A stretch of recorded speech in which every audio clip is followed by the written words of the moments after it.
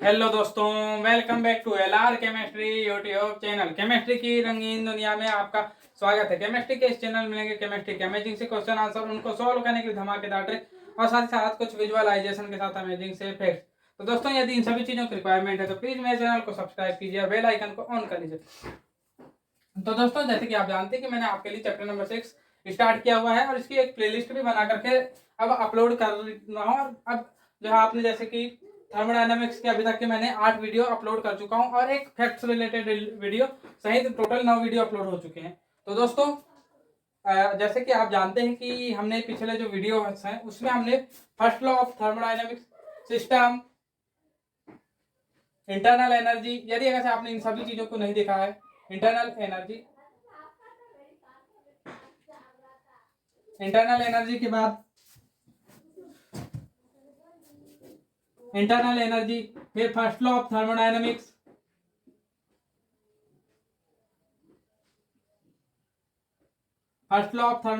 उसके बाद आपने जो है एंथैल्पी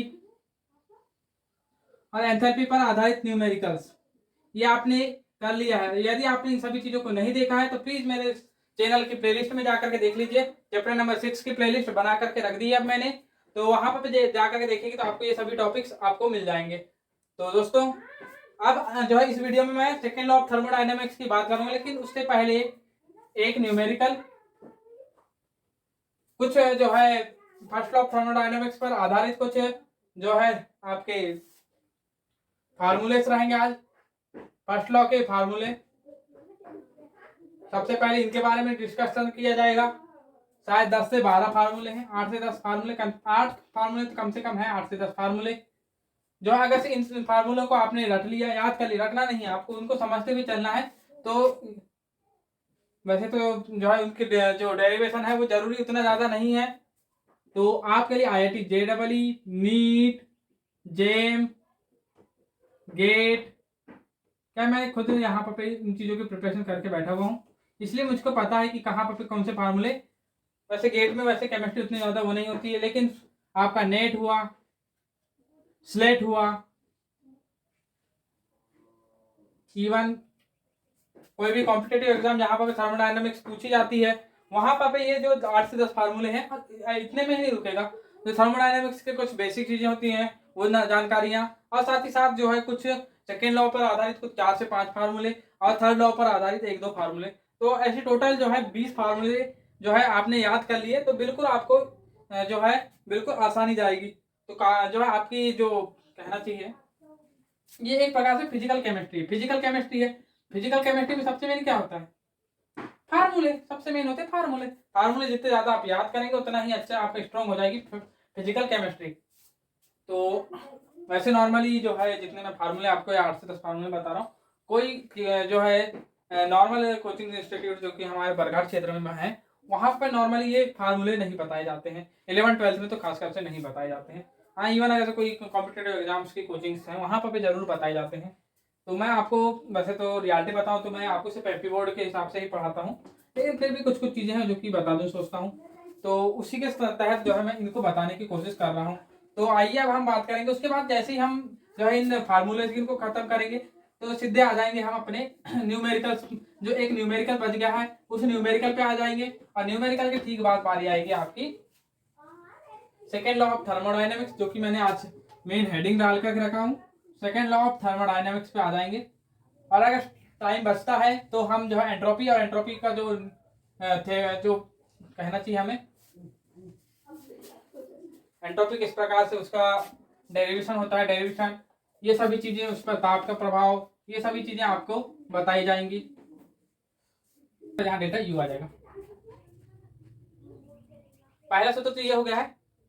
अब यहीं से आप जो है डेल्टा एच की और एक वैल्यू होती है जो कि डेल्टा एच की आप निकालना चाहेंगे, ये डेल्टा ई है के बराबर।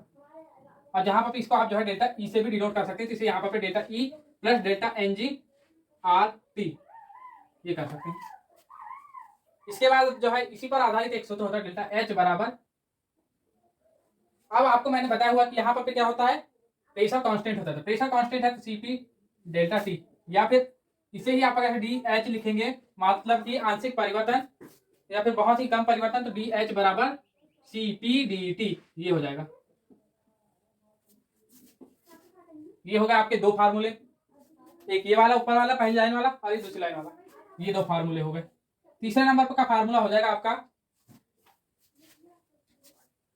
DE बराबर CV DT, ये हो गया तीसरे नंबर का फार्मूला। चौथे नंबर पे आप याद रखिए CP माइनस CV बराबर R। और अभी अब मैं जो है आपको, सॉरी, जो मैं सेकंड लॉ ऑफ थर्मोडायनेमिक्स पढ़ाने के पहले आपको मैं चाहूंगा कि उष्मा जो होती है, क्या कहना है, उष्माधारिताएं अब जो है बता दी जाती है आपको। ये वाले फार्मूले से ध्यान आया मुझको कि उष्माधारिताएं बताने की रह गई हैं, तो यहाँ पर आपको उष्माधारिताएं बताई जाएंगी। ये इतने 12 फार्मूले, उसके बाद एक न्यूमेरिकल और उसके ठीक बाद उष्माधारिताएं, उष्माधारिता पर आधारित कुछ न्यूमेरिकल, ये चीजें बताई जाएंगी। इसके ठीक बाद आता है एक फार्मूला आपका 5वें नंबर पे, W बराबर माइनस V1 से V2 P DV, ये हो जाएगा आपका फार्मूला। और यदि से यहाँ पर ये है जो है for internal energy, for internal energy, और साथ ही साथ जो है ये एप्लीकेबल है ओनली ऑन, ये जो है आपके ओनली ऑन रिवर्सिबल। मैं देख रहा था कि आपके ये आदर्श गैस के लिए कि अनादर्श के लिए, तो जी हाँ, ये जो है ना reversible ideal gases, reversible process के लिए है, और साथ ही साथ आपके आइडियल गैस के लिए ही है, ये एप्लीकेबल है ओनली आइडियल गैस के लिए। ये रही बात। इसके ठीक बाद बारी आती है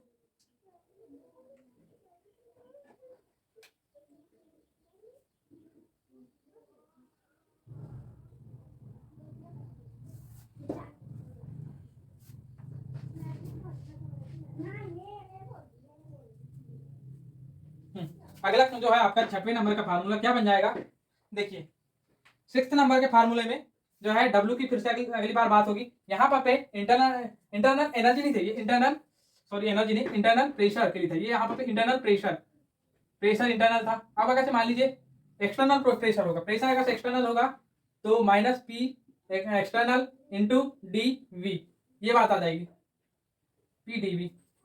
तो यहाँ पे फॉर ये जो है बाकी चीजें सब सेम रहेगी, बस यहाँ पे एक्सटर्नल प्रेशर हो जाएगा, यानी रिवर्सिबल प्रोसेस के लिए है ये, और साथ ही साथ जो है आइडियल गैस के लिए एप्लीकेबल है, ओनली आइडियल गैस के लिए, नॉन आइडियल के लिए जो है एप्लीकेबल नहीं होंगे, not for non ideal gas, मतलब अनादर्श गैसों के लिए जो है एप्लीकेबल नहीं होंगे।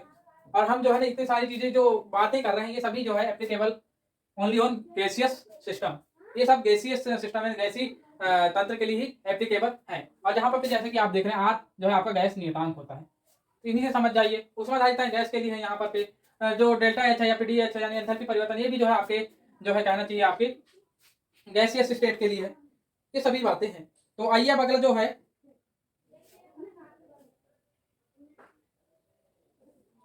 और साथ ही साथ जो एक्सटर्नल प्रेशर के साथ साथ अगर से मान लीजिए जो कि डीवी है, अब आप ही बताइए यहाँ पर डीवी को आप लिख सकते हैं क्या, इसे ही आप लिख सकते हैं क्या, देख लीजिए मेरे को जो है अगला फार्मूला दिख गया था, लेकिन मैंने जो है डीवी से ध्यान आया मुझे, तो जैसे ही आपने डीवी को लिख सकते हैं डेल्टा वी लिख सकते हैं, इसे लिख सकते हैं minus P external into V2 minus V1, ये लिख सकते हैं, आप लिख सकते हैं, बिल्कुल लिख सकते हैं। तो जैसे आपने इसे लिखा तो इसे आप लिख सकते हैं, आपका जो आदर्श गैस फार्मूला है तो याद होगा पीवी बराबर एनआरटी, जहां पर एन बराबर 1 हो जाए तो, या फिर एनआरटी लिख दीजिए, चलो लिख लिया आपने, तो वी बराबर लिख सकते हैं आप क्या, एनआरटी बाई पी, ये लिख सकते हैं। तो इसी के सहारे आप लिख सकते हैं क्या, आपका जबकि एन आर, अगर से मान लीजिए टेम्परेचर आपने एक कांस्टेंट रखा है और ये बातें होती कांस्टेंट टेम्परेचर पर, तो यहाँ पर P1 और ये P2, एनआरटी बराबर एनआरटी बटे P2। इस स्थिति में आप इसे कर सकते हैं कैसा, माइनस पी एक्सटर्नल इंटू में एनआरटी के बटे में 1/P1, sorry 1/P2 minus 1/P1, ये लिख सकते हैं आप। तो जी हाँ, इसको लिख करके आपने क्लोज कर दिया, ब्रैकेट क्लोज हो गया। तो ये हो गया आपके 6 फार्मूले आपके ये हो गए। अब आइए अपने 7वें फार्मूले में, बिल्कुल आप जो है इस फार्मूले को इस तरीके से याद रखिए। अब आइए 7वां फार्मूला, 7वें फार्मूले में बात आएगी काय की, आपके एडियाबैटिक प्रोसेस पर। जब एडियाबैटिक प्रोसेस होगी, मैं कोष्टक में लिखता हुआ चलूंगा, ये जो है आपके अभी तक कौन सी प्रोसेस चली बताइए आप मुझे बताइए। ये सभी थी आपकी आइसोथर्मल की, मात्र मात्र ये वाली कंडीशन जो शुरुआत की 2 कंडीशन है, वहां पर पे जो है आइसोथर्मल नहीं चला, वहां पर पे चला क्या, आइसोबारिक सिस्टम चले, यहाँ पर आइसोबारिक सिस्टम था, यहाँ पर आइसो क्या कहना चाहिए हमें, ये जो स्थिति है यहाँ पर जो है आयतन समायतनिक वाली बात आ गई थी, और यहाँ से जो स्टार्ट हुआ 5वां और 6वां, ये तो फार्मूले हैं आपके आइसो वॉल्यूम, मतलब ये कहना चाहिए आइसोकोरिक, आइसोकोरिक है मतलब कि समायतनिक वाली स्थिति आ गई थी, तो समायतनिक नहीं, मुझे माफ कीजिए, यहाँ पर पे आइसोकोरिक यहाँ पर पे है, और यहाँ पर पे बात आ जाती है आइसो थर्मल की, मतलब कि आपके समतापी प्रोसेस आ गई थी। अब यहाँ पर पे आ जाइए दोष प्रसार, मतलब कि एडियाबेटिक प्रोसेस, चलते आ रहे हैं आप बिल्कुल, आप एक यहाँ पर लिख सकते हैं आप इन दोनों को आइसोबारिक लिख सकते हैं, यहाँ आइसोबारिक 1 और 2 में, 3 में आइसोकोरिक और जो 5 और 6 जो है, और साथ ही साथ आपका 4th यहाँ पर तो जो है आपकी कोई वो नहीं है, यहाँ पर ये उष्मा धारिता के लिए आधारित है, उष्मा धारिता पर आधारित एक जो है नॉर्मल सा संबंध है, सीपी और सीवी के मध्य एक संबंध है मात्र। फिर आ जाइए 5वें और 6वें में, यहाँ पर जो है आपकी आइसोथर्मल की बात आ गई थी, आइसोथर्मल प्रोसेस की बात आ गई थी, आईटीपी की, यहाँ पर आईबीपी, यहाँ आईसीपी और यहाँ आईटीपी, इनकी बातें थी। अब आते हैं हम दोस्त मतलब एडियाबेटिक एबीपी, एबीपी की बात है, यहाँ एबीपी न्यूज बन जाएगी, लीजिए जैसे भी आप समझना चाहते। तो यहाँ पर ये हो जाएगा आपका PV to the power gamma, जब भी होगा तो ये हो जाएगा कांस्टेंट, ये वाली बात आती है, जहाँ गैमा की वैल्यू कुछ भी हो सकती है, और यहाँ गैमा एक कांस्टेंट है, कुछ भी हो सकती है, कांस्टेंट तो नहीं कुछ भी हो सकती है। आइए आपका जो है अगला जो फार्मूला है इरिवर्सिबल एक्सपेंशन के लिए, जो है इरिवर्सिबल, मैं मेरे हिसाब से आपके लिए 11th के लिए तो जो है अभी इतना ही फार्मूले आपके लिए काफी हो जाएंगे, 7 फार्मूले, कुछ एक जो है जो मैं आईआईटी जेएम के लिए है, तो जेएम जो है आपके एमएससी लेवल के लिए पहुंच जाएगा, तो वहां पर अभी मैं नहीं पहुंचाऊंगा आपको, कुछ जो है छोटे मोटे फार्मूले जो बचे हुए हों, जी नहीं, जो है इतने ही फार्मूले आपके जो है, ये चौथा फार्मूला जो कि बताया नहीं गया है, लेकिन फिर भी अभी जो बताया जाएगा उसमें आधारित है, उस पर है, नहीं तो बाकी 6 फार्मूले आपके जो है कहना चाहिए उस पर आधारित हो जाएंगे, काय पर फर्स्ट लॉ ऑफ थर्मोडायनेमिक्स पर आधारित है, तो इसे नोट कर लीजिए, आप नोट कीजिए, तब तक मैं जो है आपके लिए न्यूमेरिकल उतार लेता हूँ, आप पोस्ट करके जो कर लेना, मैं यहाँ क्लीन कर लेता हूँ। तो आइए दोस्तों, जैसे कि आप देख रहे हैं कि आपका अगला न्यूमेरिकल आ चुका है आपके बोर्ड पर, नेक्स्ट स्लाइड पर। तो यहाँ पर पे देखिए जो कि कह रहा है कि 1 मोल आदर्श गैस को 1 लीटर से 10 लीटर तक प्रसारित किया गया, जबकि बाह्य दाब 4 एटीएम लीटर था। सबसे पहली बात ये 2 चीजें, 1 लीटर से 10 लीटर तक प्रसारित किया गया है, और साथ ही साथ बाह्य दाब आपका दिया हुआ है कितना, 4 एटीएम लीटर, और यहाँ पर पे टेम्परेचर दिया हुआ है 27 डिग्री सेल्सियस। तो आपने अभी एक सूत्र पढ़ा था, सबसे पहली बात तो बाह्य दाब दिया हुआ, और जो है एक आदर्श गैस है, और जो है दिया ना हो तो जो है इसे आप रिवर्सिबल प्रोसेस माने, मतलब कि एक रिवर्सिबल प्रोसेस मानेंगे, चक्रीय प्रक्रम मानेंगे, तो चक्रीय प्रक्रम में जब ना दिया हो तो चक्रीय प्रक्रम में, तो आपने अभी एक सूत्र पढ़ा था कि W बराबर minus P external into V2 minus V1, ये पढ़ा हुआ है अभी जस्ट अभी। अब आप कहेंगे कि सर आपने तो ये वाला सूत्र भी पढ़ाए हुए हैं, minus NRT into P external 1/P1 minus 1/P2। मैं आपको बता देना चाहता हूँ कि यहाँ इंटरनल प्रेशर और जो इंटरनल प्रेशर की बात नहीं की गई है, और यहाँ पे सर आप बोलेंगे तो यहाँ पे तो जो है टेम्परेचर की बात नहीं की। मैं बता दूं आपको, अगर से किसी को जो है सूत्र में कोई चीज कम का वर्णन है और उससे ज्यादा प्रश्न में दे दिया गया है, तो कंफ्यूज ना होगी आप कम वाले को, लेकिन अगर मान लीजिए आपके सूत्र में ज्यादा चीजें हैं लेकिन आपके प्रश्न में कम चीजों का वर्णन है, तो आप जो है इस स्थिति में आप इसे प्रेफर ना करते इसे प्रेफर करेंगे। और यहाँ पे आपको दूसरी बात आपको बता दिया जाए, क्या आप जो है ना सिर्फ और सिर्फ आपका माइंड डाइवर्ट करने के लिए बता दिया गया, माइंड डाइवर्ट करेगा आपको कंफ्यूज करेगा बस, बाकी रियलिटी में जो है यहाँ पे आपके टेम्परेचर का कोई रोल कॉल है ही नहीं, ये ध्यान रखिए। तो ये रहा न्यूमेरिकल। तो न्यूमेरिकल को जैसे आप हल करने जाएंगे तो न्यूमेरिकल में आप देख रहे हैं कि W बराबर फिर क्या हो जाएगा, minus P external. P external बराबर में क्या है, आपको यहां बता दूं कि पी एक्सटर्नल क्या दिया हुआ है आपको 4 एटीएम, और साथ ही साथ आपको जो है V2 दिया हुआ है 10 लीटर, और साथ ही साथ V1 दिया हुआ है 1 लीटर। तो यहां से 4 ATM into 10-1 litre, 10 litre -1 litre, ये हो जाएगा आपका। तो जैसे ही आपने इसे हल किया तो क्या होगा देखिए, थोड़ा सा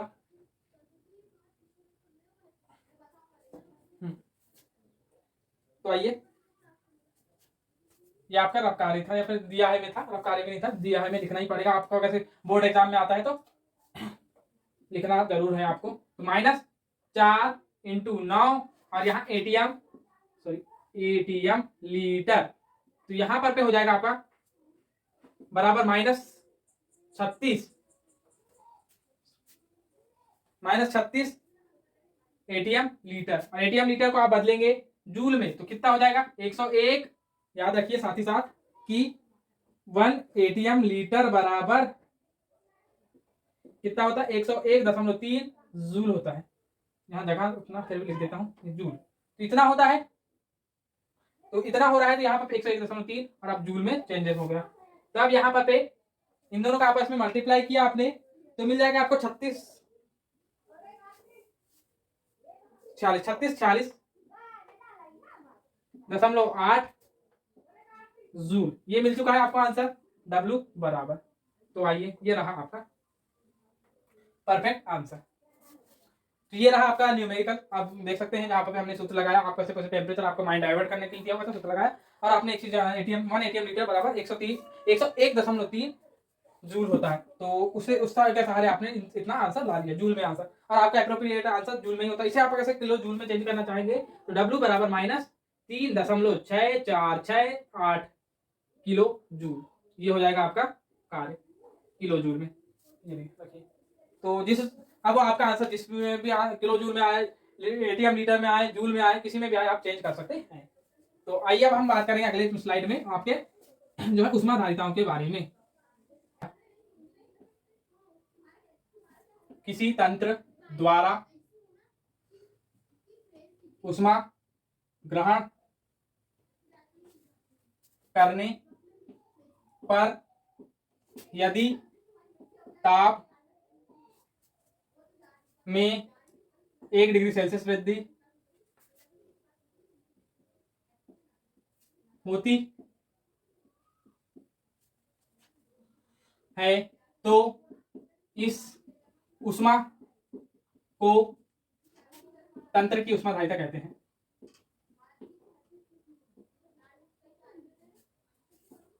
ये रहे,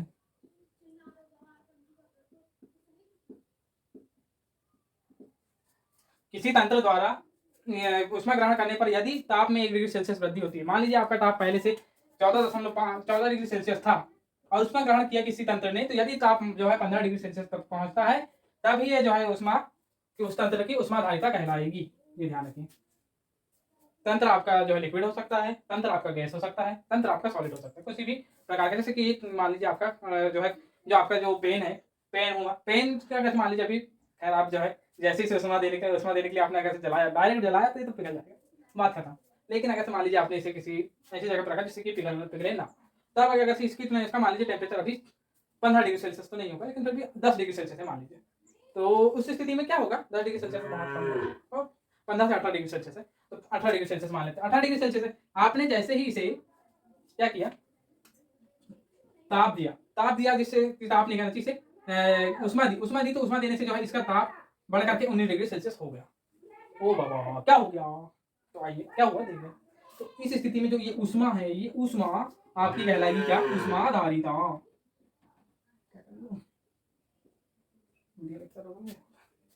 ऊष्माधारिता कहलाएगी, समझ गए आप, बिल्कुल ज्यादा कुछ हम जो है बकवास नहीं करते हैं।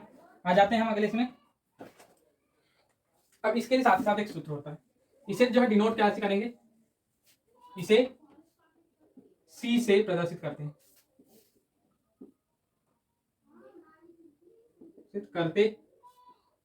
इसे C से प्रदर्शित करते हैं। और साथ ही साथ आपको बता दिया जाए, यहाँ सबसे पहली बात तो क्या हो रही है, उष्मा की बात हो रही है, तो उष्मा का कहीं ना कहीं संबंध हम बात करेंगे।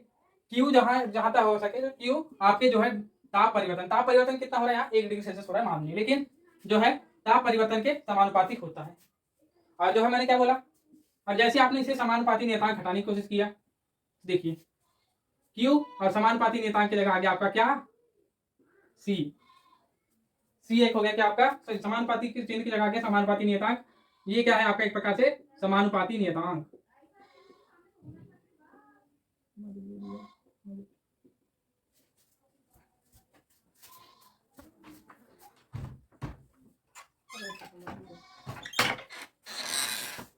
किस्मत देखा एक।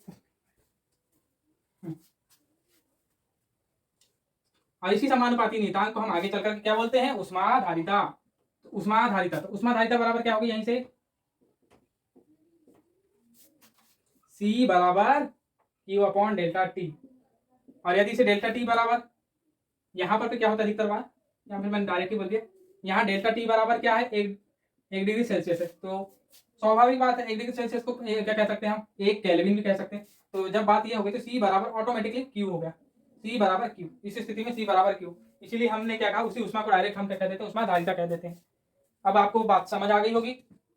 अब उष्माधारिता के बाद बात आती है आपकी विशिष्ट उष्मा की। यहाँ पर आप क्या देख रहे हैं, विशिष्ट उष्माधारिता, स्पेसिफिक हीट कैपेसिटर। तो ये क्या होती है, अब आपको बता दें।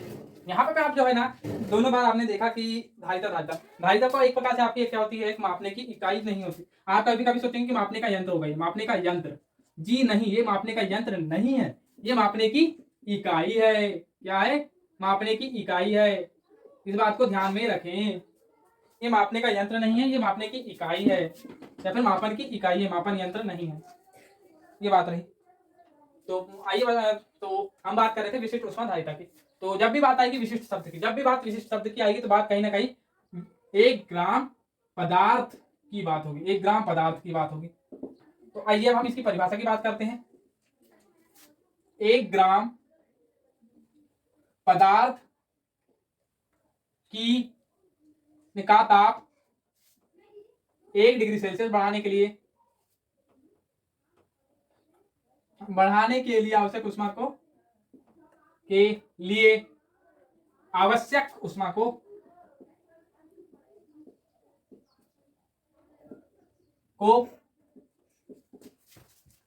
विशिष्ट उष्माधारिता कहते हैं, धारिता कहते हैं।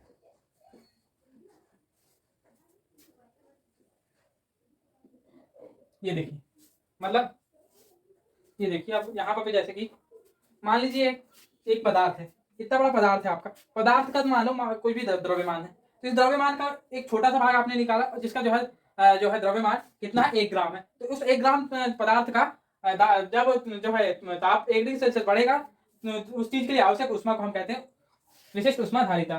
तो देख सकते हैं इसके लिए जो है ना, जैसे कि आपने क्या पढ़ा था अभी, C बराबर Q अपॉन डेल्टा टी था।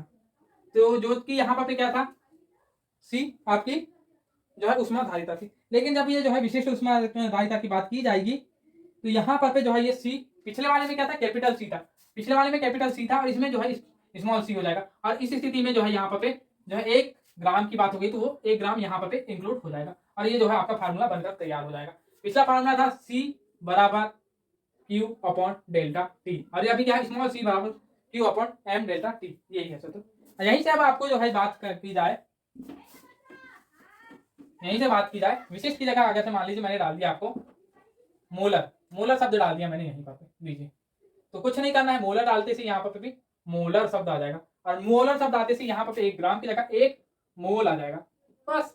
और कुछ नहीं करना है, आपका जो C है, तो यहाँ पर C बन जाएगा आपका Cm। तो यहाँ पर कैपिटल Cm बराबर Q अपॉन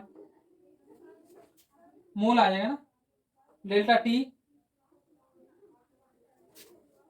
जो है यहाँ पर आपका, इससे आप जो है m इंटू डेल्टा टी, जहां पर ये जो है आपका मोलर पदार्थ का मोलर द्रव्यमान हो जाएगा, मान, और इंटू में जो है कहीं ना कहीं, और यहाँ पर कैपिटल C आ जाएगा। जी हाँ, होती है, पहली बार वाले को कभी कभी थी नहीं। तो ये देखिए, यानी कहने का मतलब यहाँ पे जो है आप मोल कैसे लाएंगे शब्द बताइए। इस शब्द को जो है ना बार बार देखना जो है, इसलिए देखिए अब आप यहाँ पर मोल कैसे लाएंगे, जबकि आपका यहाँ मोलर द्रव्यमान है तो यहाँ पर बात आनी चाहिए Q इंटू क्या होनी चाहिए आपका M, ऐसे कुछ बनना चाहिए। तो इस वजह से जो है कैपिटल C का यहाँ प्रयोग हो जाएगा। तो ये रहा आपका सूत्र। अब आइए अब हम अगले जो है स्लाइड पर, नेक्स्ट स्लाइड पर अब हम बात करेंगे। आपने जो तीनों फार्मूले बात यूज किए इन पर आधारित कोई न्यूमेरिकल होगा ढूंढता हूं, नहीं होगा तो हम बात करेंगे सीधे सेकेंड लॉ ऑफ थर्मोडायनामिक्स की। तो आइए दोस्तों, जैसे कि आपने अभी कुछ देर पहले आपने जैसे जो है आपका लेक्चर स्टार्ट हुआ तो उस समय आपने सीपी और सीवी दो जो है उष्माएं पढ़ी थी, जो ये दो टर्म पढ़े थे आपने, तो ये क्या चीजें हैं आपके दिमाग में क्वेश्चन आया होगा। तो ये कुछ नहीं है, ये आपकी एक प्रकार की उष्माएं हैं। ये क्या है, एक प्रकार की उष्मा है। मैं जो है न्यूमेरिकल के चक्कर में ये वाली उष्माओं को भूल रहा था। उष्माएं हैं एक प्रकार की, तो उष्माएं हैं तो उष्माएं हैं तो फिर कुछ ना कुछ तो बात होगी, तब जाकर हमने यहाँ पर सीपी और सीवी। जब भी आप जो है ना यहाँ पे तीन प्रकार की होती हैं, तीन प्रकार की राशियां होती है। एक प्रकार देखेंगे पी पी वी, जहाँ ये टेम्परेचर है यानी ताप, ये है जो पी दाब है, ये तीनों राशियों की बात होगी। और एक होता है क्या आयतन। ये तीनों राशियां कैसे मान लीजिए किसी भी जो है अन्य भौतिक राशियों के नीचे लिखी हुई है, इसका मतलब वो राशि यहाँ पर कांस्टेंट हो जाएगी। जैसे कि यहाँ सी पी लिखा है मतलब पी यहाँ पे कांस्टेंट है, पी कांस्टेंट। और जहां पर यहाँ वी लिखा है मतलब वी कांस्टेंट। यस जी हाँ। तो यहाँ पे स्थिर दाब पर उष्माधारिता है, और यहाँ पे जो है ना ये मोलर उष्माधारिता की बात होगी यहाँ। और ये जो है ना क्या है, ये दोनों मोलर उष्माधारिताएं हैं, ये दोनों मोलर उष्माधारिताएं हैं, ये भी ध्यान रखिए। तो और ये हो जाएगा स्थिर आयतन पर मोलर उष्माधारिता और स्थिर दाब पर मोलर उष्माधारिता है। तो आइए नेक्स्ट स्लाइड पर हम इन दोनों की चर्चाएं करते हैं। तो यहाँ पर ज्यादा इसकी परिभाषा तो लिखने कभी नहीं आएगी, डायरेक्ट तो नहीं आएगी। तो जो है स्थिर दाब पर मोलर उष्माधारिता डायरेक्ट याद रखिए। क्या बोला गया, इसकी कोई परिभाषा बताइए। मेरी नजरों में तो कोई परिभाषा बनती नहीं है, कुछ नहीं है। मोलर उष्माधारिता की जो मेन परिभाषा है उसी से रिलेट कर दीजिए कि स्थिर दाब पर मोलर उष्माधारित, इस देख लीजिए स्थिर दाब पर, परिभाषा बनाना भी चाहेंगे तो स्थिर दाब पर किसी पदार्थ के लिखूं क्यों, रहने देता हूं। किसी पदार्थ के एक मोल का ताप 1 डिग्री सेल्सियस बढ़ाने की आवश्यक उष्मा की मात्रा को स्थिर दाब पर मोलर उष्माधारिता कहते हैं, जिसे कि सीपी से डिनोट किया जाता है। सीपी से डिनोट किया जाता है, बस इसे इतना ही याद रख लीजिए। और उसके बाद जैसे आप जो है ना इसकी जगह आपने कर दिया क्या स्थिर आयतन कर दिया, तो स्थिर आयतन करते से ही जो है ये क्या हो जाएगा स्थिर आयतन पर मोलर उष्माधारिता। जैसे आपने इसे किया सेम परिभाषा, स्थिर आयतन पर किसी पदार्थ के एक मोल का ताप 1 डिग्री सेल्सियस बढ़ाने के लिए आवश्यक उष्मा की मात्रा को स्थिर आयतन पर मोलर उष्माधारिता कहते हैं, इसे सीवी से डिनोट किया जाता है। अब आपको एक चीज याद रख लीजिए कि सीपी और सीवी के मध्य एक संबंध होता है, सीपी माइनस सीवी बराबर आर, ये याद रख लीजिए। और साथ ही साथ जो है एक और संबंध होता है इसके अलावा, जो कि इस प्रकार है, लास्ट में लिखा हुआ है मेरे पास।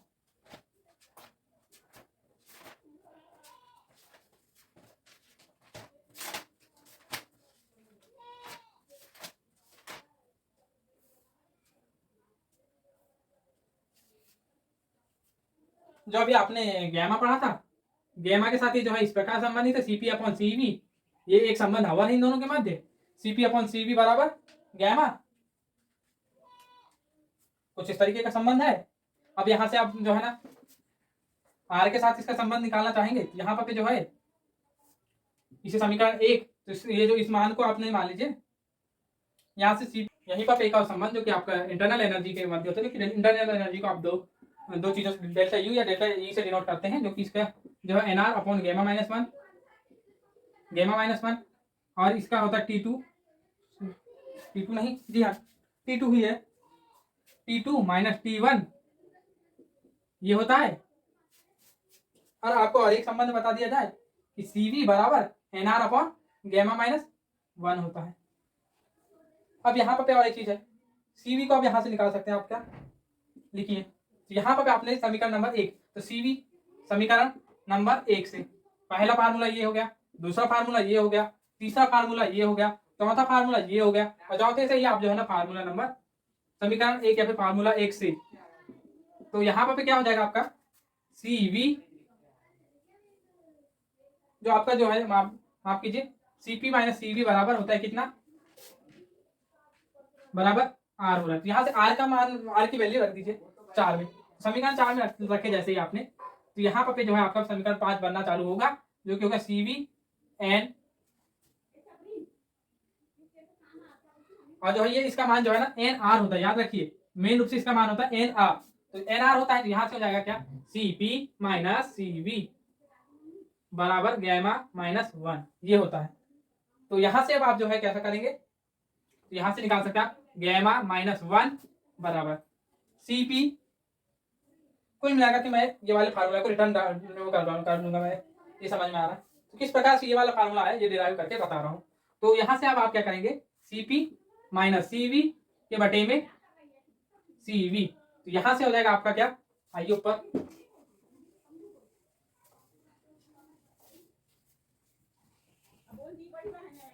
गैमा माइनस 1 बराबर CP upon CV minus CV upon CV, ये हो गया। ये कैसे आया आपको तो बिल्कुल समझ में आना चाहिए। यहाँ से हो जाएगा आपका gamma minus 1 CP upon CV minus 1, तो यहीं से आप लिख सकते हैं क्या, गैमा बराबर CP अपॉन CV, ये लीजिए। ये फार्मूला कहाँ से आया, ये वाला फार्मूला का डेरिवेशन जी हाँ आपको मिल चुका है।